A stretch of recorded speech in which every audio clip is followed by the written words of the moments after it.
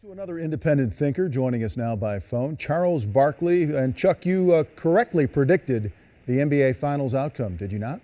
I did. Them little boys wore down, and they must have been pissed. They went out and got Kevin Durant to come back stronger next year. All right, well, I want to get to Durant in just a moment, but we're coming off this Bulls story. And Dwyane Wade, Chuck, if anyone appeared to be a lifer with one team, it looked like Wade. But the Kobe Bryant golden parachute wasn't available, was it?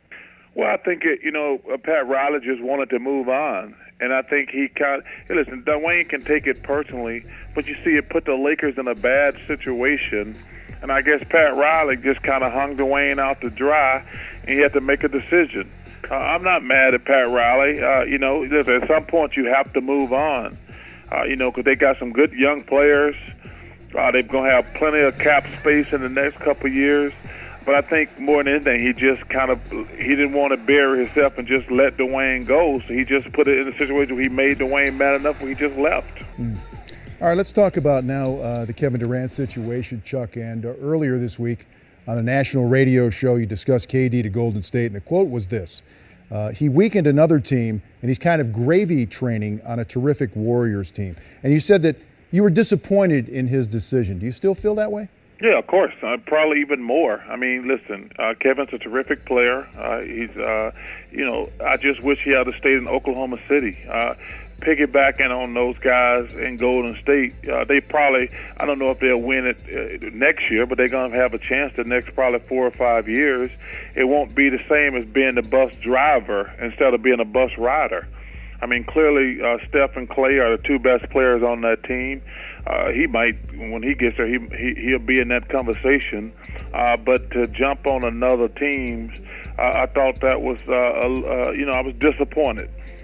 Yeah, but listen, let me play devil's advocate, if I can, for just a minute. You facilitated a trade, or at least moved that way to the Suns in '92 from Philadelphia to try to get a shot at a better team and possibly a championship. Came pretty close. So isn't that a player's right? I didn't try to go to one of the elite teams. I never. First of all, that would have traded me anywhere I wanted to. But the notion that I would have wanted to go to the Bulls, I'm trying to think who else was really good back then. The Pistons, I think, was still good back then. But I didn't try to jump on anybody else's gravy train. I just wanted to get to a good team. I didn't go to a team that had won 73 games, that had won the championship the year before. So that's what disappointed me. Hey, listen, like I say, I'm disappointed. I'm not mad at Kevin, but I'm disappointed.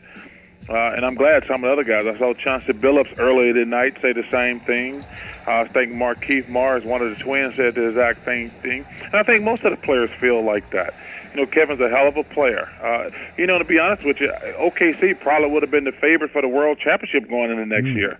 With the addition of Oladipo, Sabonis, I actually, they blew it last year. I thought they had the best team in the NBA last year. I predicted they were going to win the championship at the beginning of the season, and they should have won it. They just got to play a little bit smarter.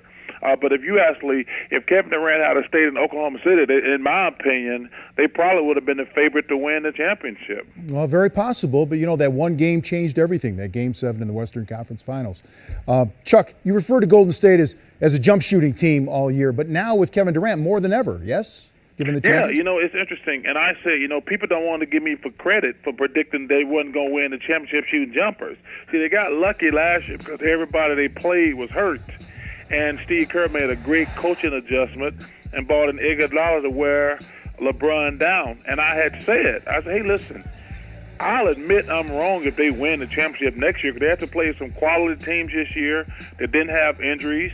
They played a good, solid, which made a lot of improvements over the summer. The Portland Trailblazers, great job up there by that group. They beat, because I actually thought they would lose to the Clippers in the second round, to be honest with you, before Chris Paul and Blake got hurt. But I thought they would lose to Oklahoma City or they would lose to the Cavaliers, which they did, because I don't think those jump shots didn't fall in Game 7 after you've been through some grueling series. No question. No question about that. And, Chuck, finally, are you penciling in Golden State for at least the finals or a championship this year? Or is chemistry, even with all these all-stars, still a delicate thing? Well, I'm not penciling them in because I think the Spurs have improved. I think the Clippers are going to be better next year. I think the Portland Trail Blazers are better. I think I'm going to still have the same philosophy. Can they shoot enough jump shots? Can they rebound the ball?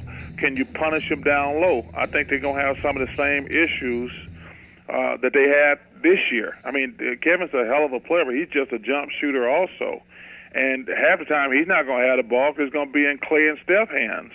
If they don't get some big guys and some big bodies so they won't get hammered on the boards or get hammered down low. Because like I say, Pau Gasol down low going to be a handful for them boys.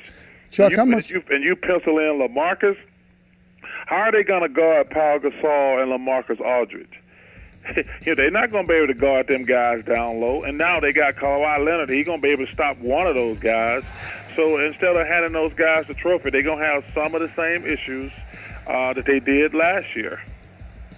Well, move, counter move. Chuck, before I let you go, how much is Charles Barkley in his prime worth in this market we're living in today? Ooh, hey, tell you what, some of these guys are making $30 million. I know I'd get at least $30 million. But you know what, man? God bless these guys.